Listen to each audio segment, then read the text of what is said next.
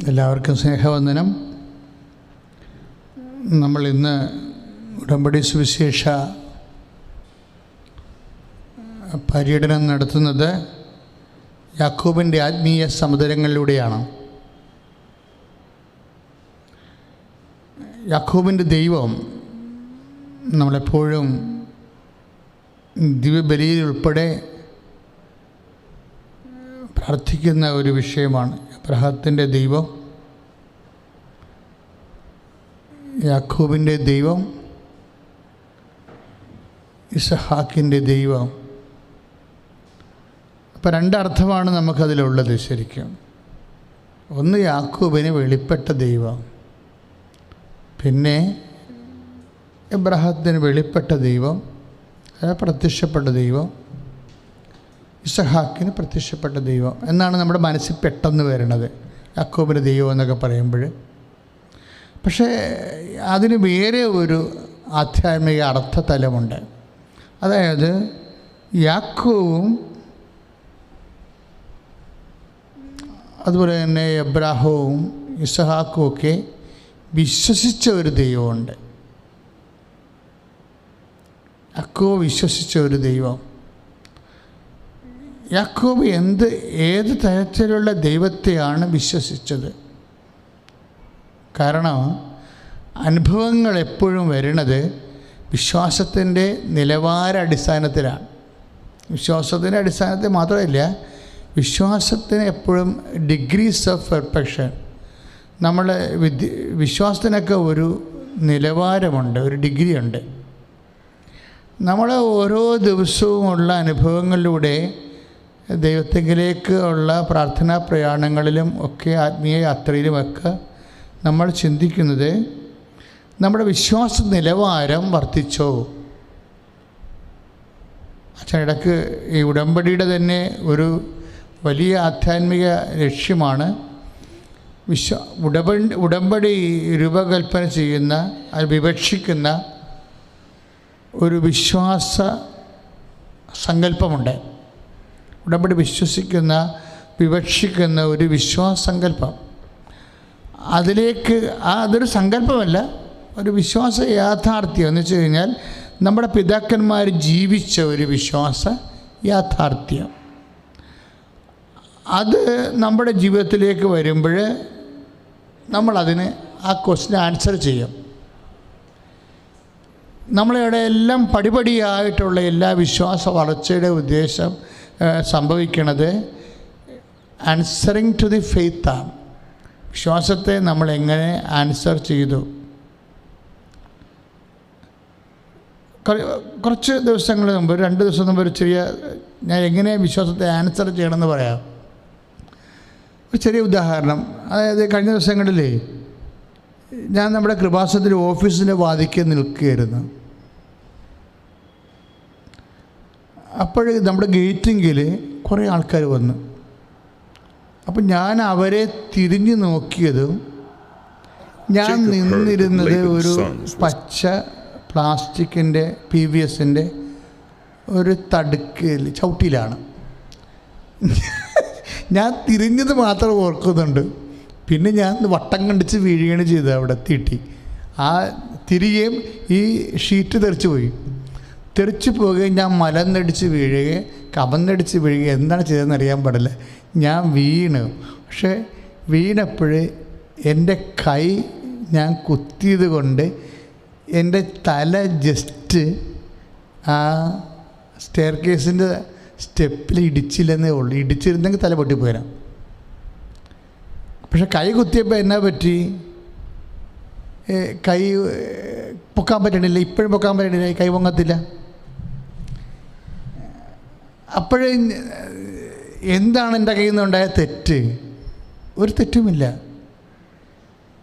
ഞാൻ കൃപാസനത്തിൻ്റെ വാതിക്കൽ പ്രാർത്ഥിക്കാൻ വന്ന ആൾക്കാർ നോക്കിയതാണ് പ്രവർത്തനം.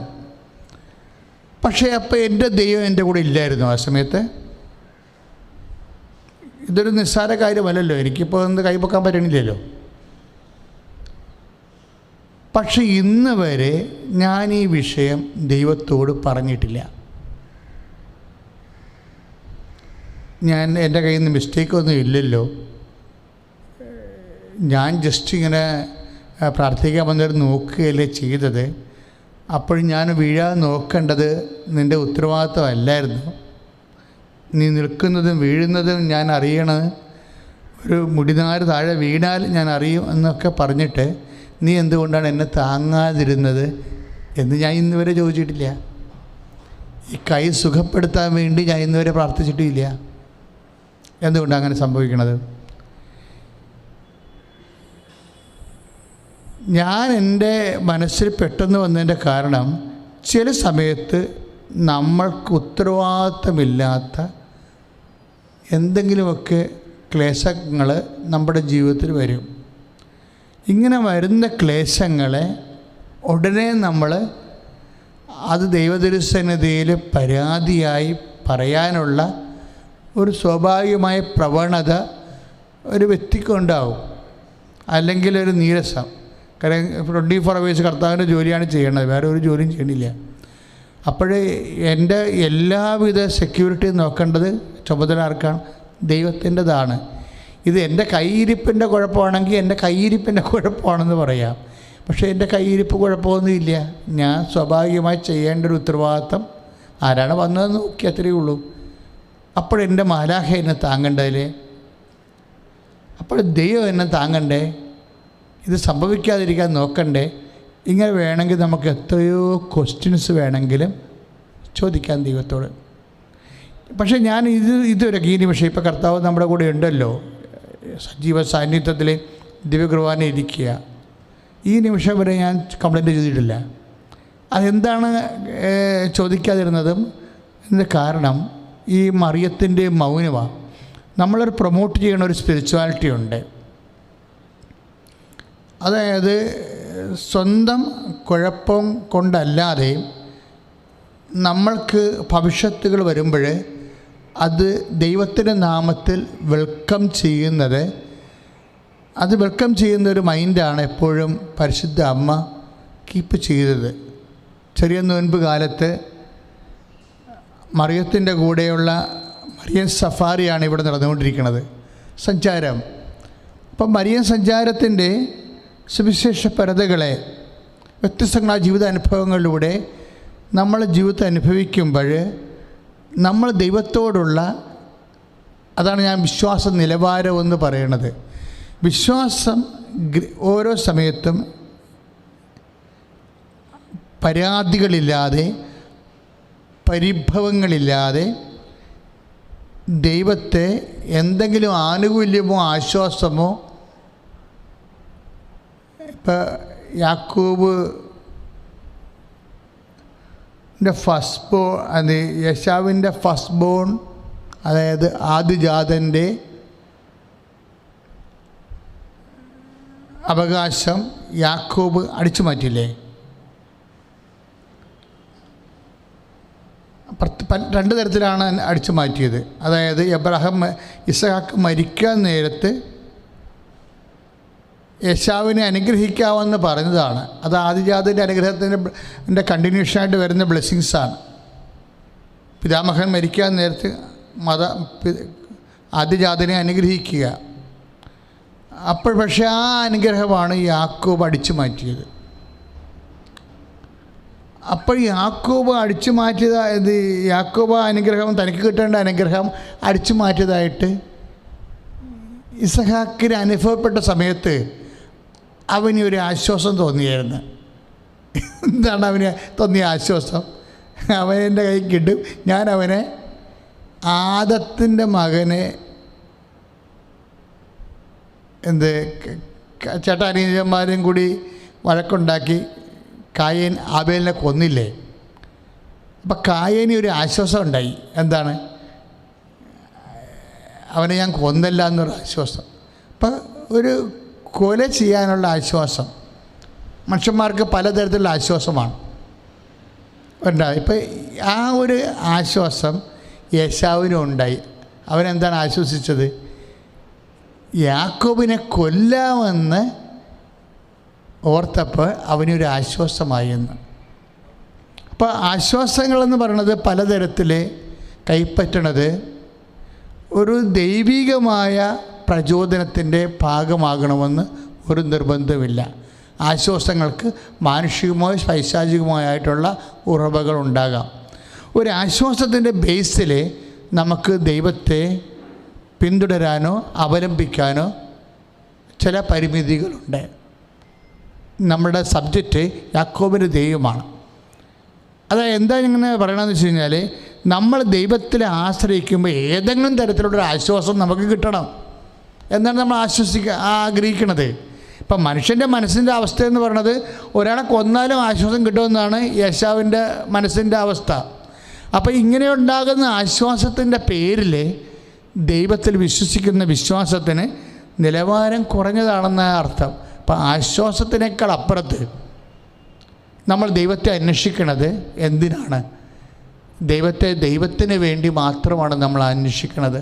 ഒന്ന് പ്രാർത്ഥിക്കുക. കർത്താവായ ദൈവമേ, ഏതെങ്കിലും തരത്തിലുള്ള ഒരു ആശ്വാസം കിട്ടുമെന്ന് വിചാരിച്ച് നിന്നിൽ വിശ്വസിക്കുന്ന വില കുറഞ്ഞ വിശ്വാസത്തിന്റെ അപ്പുറത്ത് ആശ്വാസത്തിനേക്കാൾ ഉപരി നീ തന്നെയാണ് എന്റെ ആശ്വാസം എന്നുള്ള വലിയ ബോധ്യങ്ങളിലേക്ക് എന്നെ നയിക്കണമേ.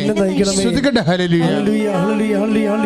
യേശുവേ നന്ദി. ഹല്ലേലൂയ ഹല്ലേലൂയ യേശുവേ സ്തുതി. Hallelujah hallelujah hallelujah hallelujah hallelujah hallelujah യേശുവേ സ്തുതി. ഹല്ലേലൂയ ഹല്ലേലൂയ ഹല്ലേലൂയ ആരാധന. പരിശുദ്ധ പരമദിവ്യകാരുണ്യത്തിന് നേരവും ആരാധനയും സ്തുതിയും പുകഴ്ചയും ഉണ്ടായിരിക്കട്ടെ. നമ്മൾ വിശുദ്ധ ഉൽപ്പത്തി പുസ്തകത്തിൻ്റെ 27-ാം അധ്യായം 42-ാമത്തെ തിരുവചനം. അവിടെയാണ് യാക്കോബിൻ്റെ ഏശാവിൻ്റെ ഒരു ആശ്വാസം. ഇപ്പം അനുജനെ കൊല്ലാമെന്ന് വിചാരിച്ചിട്ട് അവന് ആശ്വാസം പ്രാപിച്ചിരിക്കും. അപ്പം ആശ്വാസത്തിന് ദൈവികമായ തലം മാത്രമല്ല, നമ്മൾ അനുഭവിക്കുന്ന പല ആശ്വാസങ്ങൾക്കും മാനുഷികമായ ഒരു തലമുണ്ട്. അനുഭവിക്കുന്ന ആശ്വാസങ്ങളുടെ ലക്ഷ്യങ്ങൾക്കെല്ലാം ഞാൻ പറഞ്ഞത്, ഈ ആശ്വാസത്തിൽ വലിയ ആധ്യാത്മികതയൊന്നും ഇല്ലെന്നാണ് ഈ പറഞ്ഞുകൊണ്ട് വരണത്. അപ്പോൾ അച്ഛൻ എന്താ ഇങ്ങനെ വളച്ച് കെട്ടണമെന്ന് ചോദിച്ചു കഴിഞ്ഞാൽ ഇത്രയേ ഉള്ളൂ. ഈ ആശ്വാസങ്ങൾക്കെല്ലാം വലിയ ആധ്യാത്മികതയൊന്നുമില്ല. അത് ഏത് റൂട്ടിൽ നിന്ന് ഇവിടെ വരെ വരാം. ദൈവികമായ റൂട്ടിലൂടെ വരാം, മാനുഷികമായ റൂട്ടിലൂടെ വരാം, പൈശാചികമായ റൂട്ടിലൂടെ വരാം. ആശ്വാസം ഏത് വഴിക്കും വരാം. അപ്പോൾ ആശ്വാസം കിട്ടുക ഒരു ആധ്യാത്മിക ലക്ഷ്യമല്ല. നമ്മൾ വളരണം മക്കളെ. ആശ്വാസം കിട്ടുക, അതായത് പലരും ദൈവത്തെ അവലംബിക്കണം എന്തിനാണ്? ആശ്വാസത്തിന് വേണ്ടിയാണ്. ആശ്വാസത്തിന് വേണ്ടി മാത്രമാണ് നമ്മൾ ദൈവത്തെ അവലംബിക്കണമെന്നുണ്ടെങ്കിൽ നമ്മുടെ ദൈവം എപ്പോഴും ഇങ്ങനെ ഒരു ഫാനായിരിക്കും. നമ്മളുടെ എപ്പോഴും ഇങ്ങനെ ഈ സിനിമാ നടന്മാർക്കെല്ലാം ഫാൻസ് ഉണ്ടാകുമല്ലോ. ഫാൻ എന്ന് വെച്ച് കഴിഞ്ഞാൽ വീശി കൊടുക്കുന്ന ആൾക്കാർ അല്ലേ? രാജാക്കന്മാർക്ക് ഉണ്ടായിരുന്നു. അപ്പുറത്ത് ഇപ്പുറത്ത് നിന്ന് രണ്ടുപേരിങ്ങനെ വീശി കൊടുക്കും രാജാവിന്. അവരാണ് ഫാൻസ്. ഇപ്പോൾ ആ കാലത്ത് സിനിമാ നടന്മാരാണ് ഫാൻസ് ഉണ്ട്, രാഷ്ട്രീയക്കാർക്ക് ഫാൻസ് ഉണ്ട് അല്ലേ? അപ്പോൾ നമ്മൾ ദൈവത്തെ ഒരു ഫാനായി മാറ്റുന്നുണ്ട്. ആശ്വാസത്തിന് വേണ്ടി മാത്രമാണ്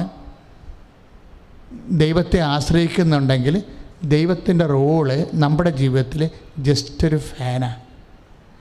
ഈ ഒരു അവസ്ഥയിൽ നിന്ന് ആധ്യാത്മികതയെ നമ്മൾ മോചിപ്പിക്കേണ്ടി വരും. കാരണം നമ്മുടെ ആധ്യാത്മികത മരീന ആധ്യാത്മികതയാണ്. ഉടമ്പടി ചെയ്യുന്നവരുടെ ഈ അവസ്ഥയിൽ നിന്ന് ഈ കേവലമായ ഇതാണ് നിലവാരമെന്ന് ഞാൻ പറഞ്ഞത്. ഈ കേവല നിലവാരത്തിൽ നിന്ന് ആധ്യാത്മികതയെ എന്തിനാണ് നിരവധി വിശ്വസിക്കുന്നത്? വിശ്വാസം ആശ്വാസമാണ് എന്നല്ലേ പറയണത്. എന്തിനാണ് ദൈവത്തെ വിശ്വസിക്കുന്നത്? വിശ്വാസം ആശ്വാസമാണ്. ആശ്വാസം ഉണ്ടാകാൻ വേണ്ടിയാണ്. പക്ഷേ ആശ്വാസം ഉണ്ടാകാൻ വേണ്ടി മാത്രമാണ് നമ്മൾ ദൈവത്തെ വിശ്വസിക്കണമെങ്കിൽ ദൈവം നമ്മുടെ ഒരു ഫാനാണ്. അത്രയേ ഉള്ളൂ പറയണേ. അതാണ് പ്രശ്നം. അതായത് ദൈവം നമ്മുടെ ഒരു ഫാനാണ്. നമുക്ക് ഇടക്കിടക്ക് വിശി തരും. എന്തൊരു അടിമത്വമാണ്! ഇതിനേക്കാളും നല്ലതല്ലേ നമ്മുടെ സായിബാബ, നമ്മുടെ അലാവുദ്ദീൻ്റെ അത്ഭുത വിളക്കിലെ പിശാച് ആവശ്യമുള്ളതൊക്കെ നമുക്ക് തരത്തില്ലേ? അപ്പം നമ്മൾ അറിയാതെ ആശ്വാസം പുറകെ പോകുന്നവർ ഒരു സാറ്റാനിക് വർഷിപ്പുകാരാണ് ശരിക്കും പറഞ്ഞാൽ. ആവശ്യമുള്ളതെല്ലാം വിളക്കിൽ വിളക്കുമ്പോൾ ഉടനെ ഭൂതം പ്രത്യക്ഷപ്പെട്ടിട്ട് ഒരു ആശ്വാസം കൊടുക്കും. ഇതും നമ്മുടെ കൺസെപ്റ്റിലുള്ള ദൈവവും തമ്മിൽ എന്താ വ്യത്യാസം? God is just reduced to fan. ഇതിൽ നമുക്ക് മോചനം പ്രാപിക്കണം. ഒന്ന് ശ്രുതിക്കട്ടെ ഹല്ലേലൂയ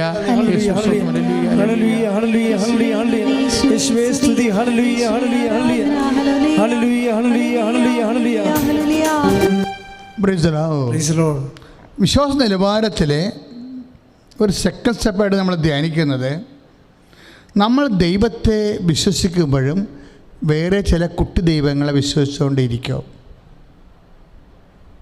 ഇത് മനുഷ്യൻ്റെ ഒരു ഷാഡോ ഗോഡ്, നിഴൽ ദൈവങ്ങളെ എപ്പോഴും ദൈവത്തിൽ വിശ്വസിക്കുന്നു എന്ന് പറയുമ്പോഴും ഒരു ഷാഡോ ഗോഡ്, അതായത് ഒരു നിഴൽ ദൈവങ്ങളെ നമ്മൾ കുട്ടി ദൈവങ്ങളെ, ഇപ്പം കുട്ടിച്ചാത്തൻ വർഷിപ്പ് എന്നൊക്കെ പറയത്തില്ലേ.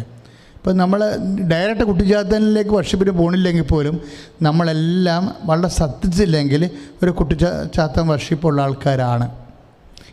എന്തുകൊണ്ടാണ് ഇങ്ങനെ പറയുന്നത്? ഇതുകൊണ്ടാണ് നമ്മളുടെ പല വിഷയങ്ങൾക്കും ദൈവികമായ തീർപ്പ് വരാൻ താമസിക്കുന്നതിൻ്റെ കാരണം ഇടയ്ക്ക് കുട്ടിച്ചാത്തൻ വർഷിപ്പ് വരും. ഇപ്പോൾ ഉദാഹരണത്തിന് ഇപ്പോൾ ഉൽപ്പത്തി പുസ്തകം തന്നെ നമുക്ക് നോക്കാം. ഉൽപ്പത്തി പുസ്തകത്തിലെ യാക്കൂബിനെ 7 വർഷം വർക്ക് ചെയ്ത് ഇല്ലേ, ലാബാൻ്റെ ഭവനത്തിൽ 7 വർഷം വർക്ക് ചെയ്തു. അപ്പോൾ യാക്കോബ് പറയണത്, ഞാനീ 14 വർഷം വർക്ക് ചെയ്യണമെങ്കിൽ നിങ്ങളുടെ അപ്പൻ എന്നെ പറ്റിക്കുകയായിരുന്നു.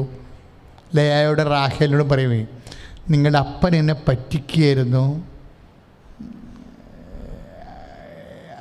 ഞാൻ ശരിക്കും ആത്മാർത്ഥമായിട്ടാണ് ഈ ഭവനത്തിന് വേണ്ടി ജോലി ചെയ്തത്. അവൻ കോടീശ്വരനായി, ഞാൻ പാപ്പരായെന്ന് പറയും. ഇപ്പം ഞാൻ തിരിച്ചു പോകാൻ തീരുമാനിച്ചു എന്ന് പറയും.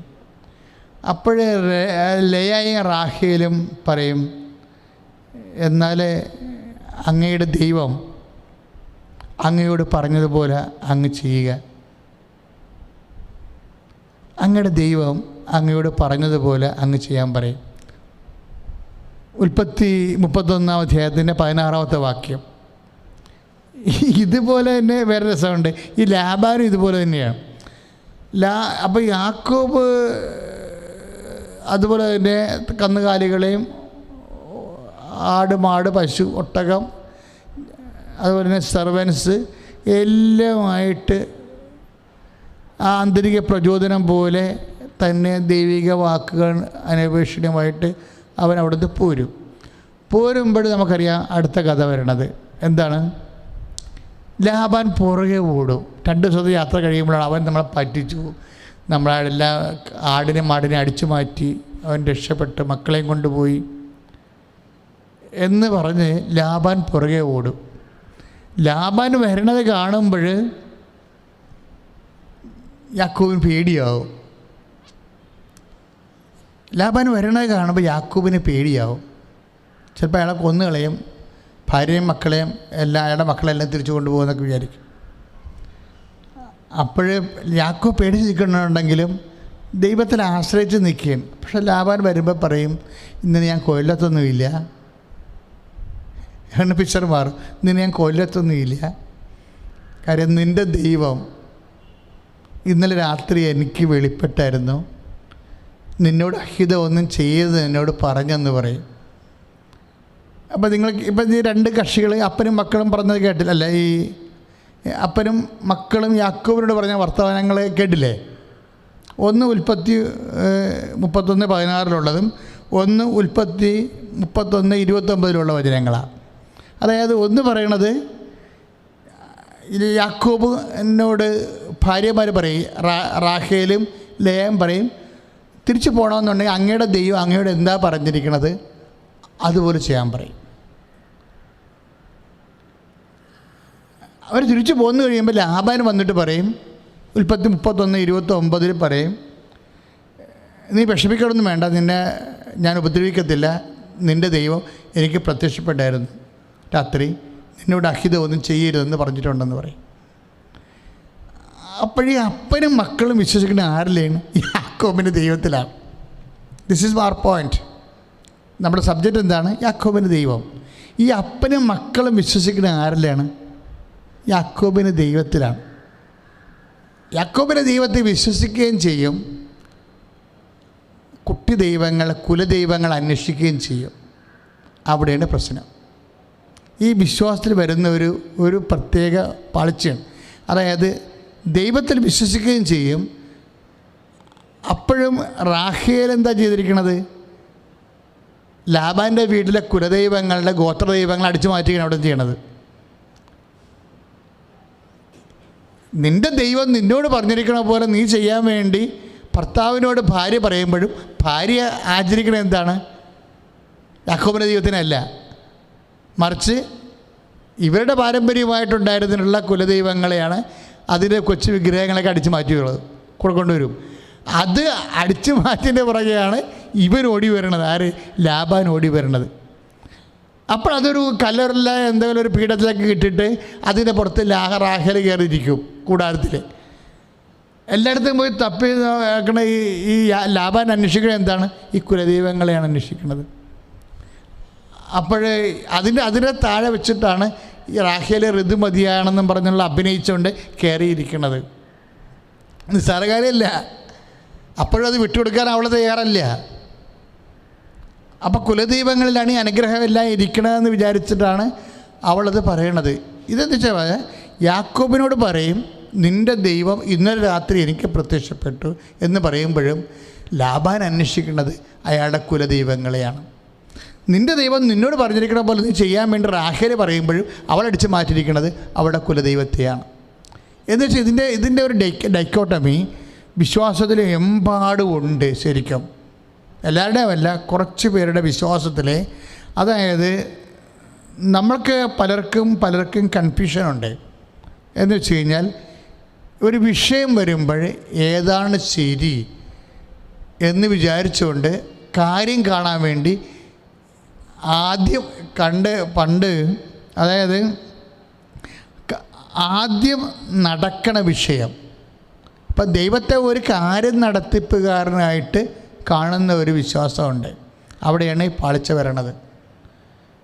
നീ ഇപ്പോൾ ഉടമ്പടി എടുത്തിട്ട് 5 മാസമായോ 2 മാസമായെങ്കിലും ഇപ്പോഴും ദൈവത്തെ ഒരു കാര്യം നടത്തിപ്പുകാരനായിട്ട് മാത്രം നീ കാണുക. അതേസമയം തന്നെ നിൻ്റെ താല്പര്യങ്ങളിലുള്ള കുട്ടി ദൈവങ്ങളെ ഇപ്പോഴും ഉപേക്ഷിക്കാതെ വെച്ചുകൊണ്ടിരിക്കുക.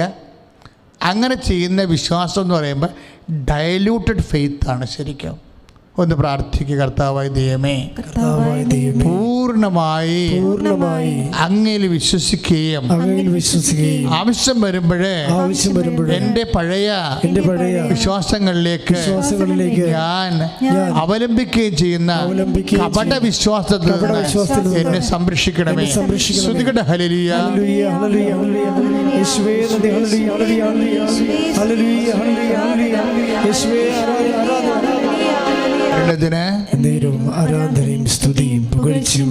പരിശുദ്ധ പരമദിവ്യകാരുണ്യത്തിന്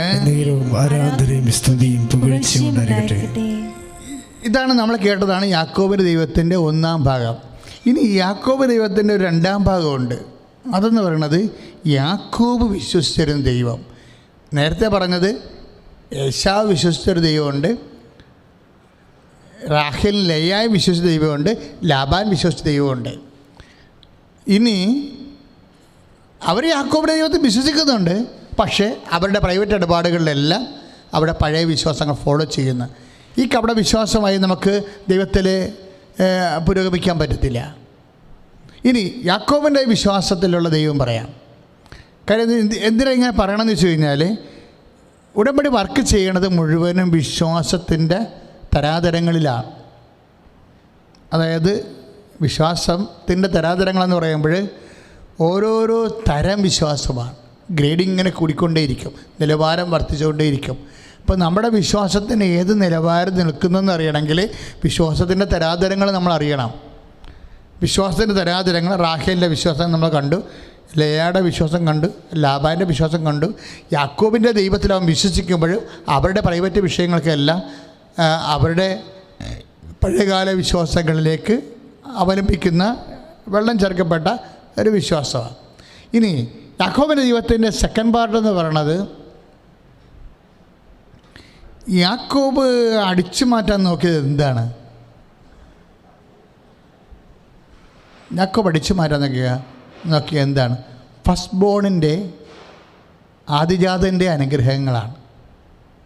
ഇപ്പോൾ യാക്കോബ് ഇപ്പോൾ ഏശാവ് പരവേശമായി വേട്ടയാടിക്കഴിഞ്ഞ് വിശന്ന് വരുന്ന സമയത്തുള്ള ആ സംഭവങ്ങളില്ലേ, അപ്പോൾ അവന് വിശന്ന് അവൻ പയർ പായസം കഴിച്ചുകൊണ്ടിരിക്കുന്ന സമയത്ത് എനിക്കിതിൽ പായസം തരാൻ പറയും. നമുക്കെല്ലാവർക്കും അറിയാവുന്ന കഥയാണ്, ഞാൻ അതല്ല പറയാൻ ഉദ്ദേശിക്കുന്നത്. അതായത് ആ കഥയിൽ അപ്പോൾ യാക്കോബ് പറയും, ഞാൻ പായസം നിനക്ക് തരാം, അപ്പോൾ നിൻ്റെ ഫസ്റ്റ് ബോൺ ആയിട്ടുള്ള ആദ്യജാതിനുള്ള അനുഗ്രഹം, അവനാണല്ലോ ആദ്യ മകൻ. ഇപ്പോൾ യഹൂദ പാരമ്പര്യം അനുസരിച്ച് കൊണ്ട് ആദ്യജാതിന് വലിയ ആനുകൂല്യങ്ങളുള്ളതാണ്, ദൈവികമായ ആനുകൂല്യം. അപ്പോൾ അതുപോലെ തന്നെ കുടുംബത്തിൽ ഭൗതിക ആനുകൂല്യമുള്ളതാണ്. അപ്പോൾ ഏശാവ് പറയും, നിനക്കെന്താ വേണ്ടേ? അപ്പോൾ എനിക്ക് ആദ്യജാതിൻ്റെ ആദ്യജാതിൻ്റെ അവകാശം. ദാറ്റ്സ് ഓക്കെ, ഇതുകൊണ്ട് എനിക്ക് എന്നാ കാണിക്കാനാ? ഇപ്പോൾ ഏശാവ് പറയും, ആദ്യജാതൻ്റെ അനുഗ്രഹം ഇതുവരെ ഇത് കെട്ടിത്തൂങ്ങി അല്ലെങ്കിൽ ചോദിച്ചിട്ടുണ്ടെങ്കിൽ എനിക്കൊന്നും പ്രത്യേകിച്ച് ഗുണമൊന്നും ഉണ്ടായിട്ടില്ല.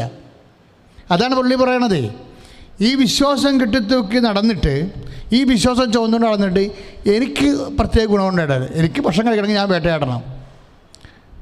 ഇപ്പം നമ്മൾ പല ആൾക്കാരും പറയത്തില്ലേ, ഓ എന്നാ വിശ്വാസം, നമുക്ക് വില എടുത്താൽ നമുക്ക് തിന്നാൻ പറ്റും. മനുഷ്യന്മാർ ചില ആൾക്കാരുടെ റെസ്പോൺസ് എന്താണ്? എന്നാ വിശ്വാസം, നമ്മൾ വില എടുത്താൽ നമുക്ക് തിന്നാം. ആ ഒരു മൈൻഡാണ് ഈ ഏശാവിനുള്ളത്. ഏശാവ് പറയും, ദാറ്റ്സ് ഓക്കെ, അത് യാതൊരു അനുഗ്രഹം, അത് ഇത് ചുവന്നുകൊണ്ട് നടന്നിട്ട് എനിക്കിതുവരെ ഒന്നും ഒരു പ്രയോജനം ഉണ്ടായിട്ടില്ല. ഇതാണ് പ്രശ്നം. നമ്മുടെ പലരുടെയും വിശ്വാസം ഇതാണ്. അതായത് ഈ വിശ്വാസവും ഞാൻ ചുവന്നുകൊണ്ട് നടന്നിട്ട് എനിക്കിന്ന് വരെ ഒരു പ്രയോജനം ഉണ്ടായിട്ടില്ല. നമ്മുടെ ശത്രുക്കളെ നമ്മൾ ചോദിക്കണം ഇതാണ്, നിങ്ങൾ കത്തോലിക്കനായതുകൊണ്ട് ഇതുവരെ എന്തെങ്കിലും പ്രത്യേകിച്ച് പ്രയോജനം ഉണ്ടായിട്ടുണ്ടോ? ഞങ്ങളെ കണ്ട് പഠിക്കൂ എന്ന് പറഞ്ഞല്ലേ നമ്മളെ കൊണ്ടുപോയി വൃത്തികെട്ട വെള്ളത്തിലൊക്കെ മുക്കണത്. ശരിക്കും ആൾക്കാരെ ഈ ആടുമോഷണക്കാരെന്താ ചെയ്യണത്? ഈ ചോദ്യമാണ് ചോദിക്കുന്നത്. നിങ്ങളെ കത്തോലിക്കരായി ജീവിച്ചിട്ട് നിങ്ങൾക്ക് എന്തെങ്കിലും പ്രത്യേകത വെച്ച് ഇതുവരെ ഉണ്ടായിട്ടുണ്ടോ എന്ന് പറയുമ്പോൾ ഇവർ പപ്പ അടിക്കും. അതാണ് ഈ യേശാവിന് സംഭവിക്കുന്നത്. യേശാവിനോടും ചോദിക്കണ ഇതാണ്, നിൻ്റെ ആദ്യജാതൻ്റെ അനുഗ്രഹം തരൂ. അപ്പോൾ യേശാവ് ചിന്തിക്കണത് എന്താണ്? യേശാവ് പറഞ്ഞു, ഈ ആദ്യജാതൻ്റെ അനുഗ്രഹം ചുവന്നു നടന്നിട്ട് ഇന്ന് വരെ എനിക്ക് പ്രത്യേകിച്ച് പ്രയോജനമൊന്നും ഉണ്ടായിട്ടില്ല. അത് പയർ പായസമാണ്, ഒരു കൂട്ട ചാണാൻ തന്നാൽ പോലും എനിക്ക് പ്രസവമൊന്നുമില്ല, ഞാൻ തന്നേക്കാന്ന് പറയും. അത് അവന് വിശ്വാസമുണ്ട്, പക്ഷെ വിലയില്ല. യേശാവിന് പറ്റിയത് അബദ്ധം അതാണ്. യേശാവിന് വിശ്വാസമുണ്ട്, ധാരണയുണ്ട് വിശ്വാസത്തെക്കുറിച്ച്, പക്ഷേ വിലയില്ല. അതായത് നമ്മളെപ്പോഴും നമ്മുടെ ജീവിതത്തിൽ സംഭവിക്കുന്ന ഓരോ വിഷയത്തിൻ്റെ വിഷയം വിശ്വാസം നമുക്കുണ്ടാകാം, പക്ഷെ നമ്മൾ വില കൊടുക്കത്തില്ല. അതാണ് വിശ്വാസത്തിൽ ഒരു വ്യക്തിക്കുണ്ടാകാവുന്ന ഒരു തകർച്ച. വിശ്വാസമുണ്ട് അയാൾക്ക്, പക്ഷേ അയാൾ വില കൊടുക്കാൻ തയ്യാറല്ല, വില കൊടുത്തിട്ടില്ല. വില ക്യാഷും കൈൻഡായിട്ട് നമുക്ക് കൊടുക്കാൻ പറ്റും. വിശ്വാസം സംരക്ഷിക്കുന്നതിന് അങ്ങോട്ട് ടാക്സ് ചെയ്തിട്ടില്ല, ടാക്സ് കൊടുത്ത് കപ്പമടക്കാത്ത വിശ്വാസങ്ങളാണ്. മറിച്ച് ആനുകൂല്യം കൈപ്പറ്റാൻ വേണ്ടിയുള്ള എന്തോ ഒരു പാസ്വേഡ് പോലെ വിശ്വാസത്തെ സൂക്ഷിക്കുന്നു. ഇപ്പോൾ ATM നിന്ന് കാശടിക്കുമ്പോൾ മേടിക്കാൻ നേരത്ത്, നമ്മൾ കാശെടുക്കാൻ നേരത്ത് നമ്മളൊരു പാസ്വേഡ് അടിച്ചു കൊടുക്കത്തില്ലേ? ATM നിന്ന് കാശെടുക്കാൻ നേരത്ത് നമ്മളൊരു പാസ്വേഡ് അടിച്ചു കൊടുക്കും, അല്ലെ കാർഡിടും. അതുപോലെ എന്തെങ്കിലും അനുഗ്രഹം കൈപ്പറ്റാനുള്ള കാർഡായിട്ട് വിശ്വാസത്തെ ഉപയോഗിക്കുന്ന വ്യക്തികൾ അങ്ങനെ ഉണ്ട്. ഒരു അനുഗ്രഹം കൈപ്പറ്റാൻ വേണ്ടി ATM കാർഡ് ഇടുന്ന പോലെ ഒരു കാർഡ് ഇട്ട്, ഫെയ്ത്ത് കാർഡ്, ക്രെഡിറ്റ് കാർഡ് ഇടുന്ന പോലെ ഒരു ഫെയ്ത്ത് കാർഡ് ഇട്ടിട്ട് നമ്മുടെ ATM നിന്ന് പൈസ എടുക്കുന്ന പോലെ ദൈവത്തിൽ നിന്ന് ആനുകൂല്യം മേടിക്കുക. അതാണ് വിശ്വാസത്തിന് വില കൊടുക്കാത്തവർ. വിശ്വാസത്തിന് ആനുകൂല്യം മാത്രം കൈപ്പറ്റാൻ വേണ്ടിയുള്ള കാർഡായിട്ട് വിശ്വാസം ഉപയോഗിക്കുന്നവർ. അതിൻ്റെ ഒരാളാണ് ഈ ഏശാവെന്ന് പറയുന്നത്. ഏശാവ് പറഞ്ഞു, എനിക്ക് 10-25 വയസ്സായപ്പോൾ ഞാൻ ജന്മന ഈ വിശ്വാസം കൊണ്ട് ചുവന്നു നടന്നിട്ട് ഈ ആദ്യജാതൻ്റെ അനുഗ്രഹം എന്ന് പറയണ ഈ സംഭവം ചുവന്നു നടന്നിട്ട് എനിക്കിന്ന് വരെ ഒരു ഗുണവും ഉണ്ടായിട്ടില്ല. ഞാൻ വേട്ടയാടിയ എനിക്ക് ഭക്ഷണം കഴിക്കാൻ പറ്റും, ഞാൻ വേല എടുത്താൽ എനിക്ക് ഭക്ഷിക്കാം. ഇപ്പം ഫേസ്ബുക്കിലൊക്കെ വന്ന പോസ്റ്റ് അതാണ്, എന്നാ വിശ്വാസം, നമ്മൾ വേല എടുത്താൽ നമുക്ക് ഭക്ഷിക്കാം. അപ്പോൾ വേലയെടുത്ത ഭക്ഷിക്കാനുള്ള വയറിൻ്റെ ഒരു മിനിമം പ്രോഗ്രാമായിട്ട് വിശ്വാസം റെഡ്യൂസ് ചെയ്യുന്നു. അതാണ് ആ വയറിൻ്റെ പ്രശ്നം. യേശാവിന് വന്നപ്പോൾ യേശാവിനോട് ചോദിച്ചു, യാക്കോബ് പറഞ്ഞു, നിനക്ക് ആ ആദിജാതൻ്റെ അനുഗ്രഹം നിൻ്റെ കയ്യിലിരുന്നിട്ട് ഇന്ന് വരെ നിനക്ക് വല്ല ഗുണവും ഉണ്ടായിട്ടില്ല. ഭയങ്കര ചോദ്യമാണ് അയാൾ പറയണത്. ഈ ആദിജാതൻ്റെ ഫസ്റ്റ് ബോണിൻ്റെ ആനുകൂല്യങ്ങൾ നിൻ്റെ കയ്യിൽ ഇത്രയും നാൾ ഇരുന്നിട്ട് നിനക്ക് വല്ല ഗുണവും ഉണ്ടായിട്ടുണ്ടോ? ഇല്ല. അപ്പം അതുകൊണ്ട് ഇങ്ങോട്ട് തന്നേക്കാൻ പറയും. അപ്പോഴേ പറയാം എനിക്കെന്ത് തരണം, എന്താ കുഴപ്പം, ഞാൻ തന്നേക്കാമെന്ന് പറയും. അപ്പോഴേ എന്തെങ്കിലും ഗുണം ഇന്ന് വരെ ഇല്ലാത്ത കൊണ്ട് വിശ്വാസം കൈമാറ്റം ചെയ്യുന്ന വ്യക്തികൾ അവർ അതോടുകൂടി പയർപായസം കൊടുത്തിട്ട് യാക്കോബ് യേശാവിൻ്റെ ആദിജാതൻ്റെ അനുഗ്രഹം അവൻ അടിച്ചു മാറ്റി. പക്ഷേ ഈ വിശ്വാസം കിട്ടിയതിന് ശേഷം ഈ വിശ്വാസം വെച്ച് ഇനി യാക്കോബ് കളിക്കണ കളികൾ ഭയങ്കര രസമാണ് കാണാൻ. ആ 25 കൊല്ലം ആ ആദിജാതൻ്റെ അനുഗ്രഹം അവൻ്റെ കയ്യിൽ ഇരുന്നിട്ട് ഇന്ന് വരെ യേശാവ് വേട്ടയാടി മരിക്കണം എന്നല്ലാതെ അവന് പ്രത്യേകിച്ച് പ്രയോജനം ഉണ്ടാകില്ല. പക്ഷേ വിശ്വാസം യാക്കോബിലേക്ക് വരുമ്പോൾ യാക്കോബിൻ്റെ ലൈഫ് തന്നെ അങ്ങോട്ട് മാറും. എന്താ കാര്യത്തിൽ യാക്കോബിന് അറിയാമായിരുന്നു ആദിജാതൻ്റെ അനുഗ്രഹത്തിൽ. ഇപ്പം നമ്മുടെ നിയമാവർത്തന പുസ്തകമില്ലേ, നിയമാവർത്തന പുസ്തകത്തിൻ്റെ 21-ാം അധ്യായം 31-ാം അധ്യായം ഈ നിയമാവർത്തനം 21-17 നിയമാവർത്തനം 21-17 അത് പറയണത് ഈ ആദിജാതൻ്റെ അനുഗ്രഹത്തിൽ എല്ലാത്തിൻ്റെയും ഇരട്ടി പങ്കാണ്.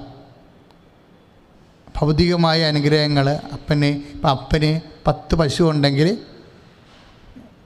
മറ്റ് മക്കൾക്ക് കൊടുത്തതിനേക്കാൾ ഇരട്ടി ആദിജാതന് കിട്ടും. പിന്നെ മറ്റു മക്കൾക്ക് 2 വെച്ച് കൊടുത്തു കഴിഞ്ഞാൽ ആദിജാതന് 4 കിട്ടും. അതാണ്. അതുപോലെ തന്നെ ആടും അങ്ങനെയാണ്. മറ്റു മക്കൾക്കെല്ലാം താഴെയുള്ള മക്കൾക്കെല്ലാം 5 വെച്ച് കൊടുത്തു കഴിഞ്ഞാൽ ആദിജാതന് 10 കിട്ടും. അതാണ് ഈ നിയമാവർത്തനം 21-17 പറയണത്, ആദിജാതൻ്റെ അനുഗ്രഹം, ഭൗതിക അനുഗ്രഹം. പക്ഷേ യാക്കോബ് ഒരിക്കലും ഈ ഭൗതിക അനുഗ്രഹങ്ങൾക്ക് വേണ്ടി ദൈവത്തെ അവലംബിച്ചിട്ടില്ല. അഥവാ അവന് അതിനേക്കാൾ ഉപരി അവൻ്റെ ചിന്ത ദൈവം തന്നെയാണ്. ദൈവമായിട്ടുള്ള നേർക്കുനേറുള്ള വ്യക്തിപരമായ ഒരു ബന്ധം. ഇത് യാക്കോബിന് ദൈവം, നമ്മുടെ സബ്ജക്റ്റ് അതാണേ. യാക്കോബിന് ദൈവം എന്ന് പറയുമ്പോൾ നമ്മൾ വിചാരിക്കുന്നതിനേക്കാൾ ആഴമുള്ള സംഭവങ്ങളാണ് യാക്കോബിന് ദൈവം.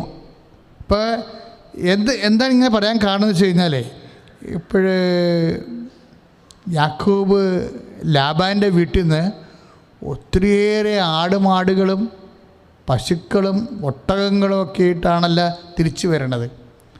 ഇപ്പം ആരോ പറയും മുമ്പിൽ ഏശാവ് വരുന്നുണ്ടെന്ന് പറയും. അപ്പോൾ യാക്കോബിനെ പേടിയാവും. കാര്യം ഏശാവിനെ കൊല്ലാൻ നടക്കുകയാണ്. ഏശാവ് യാക്കോബിനെ കൊല്ലാൻ നടക്കുകയാണെന്ന് റബേക്ക പറയുമായിരുന്നു, അമ്മ പറയുമായിരുന്നു. അപ്പോൾ എപ്പോഴായാലും കൊന്നിരിക്കുമെന്ന് തമ്മിൽ കണ്ടാൽ കൊന്നിരിക്കുമെന്ന്.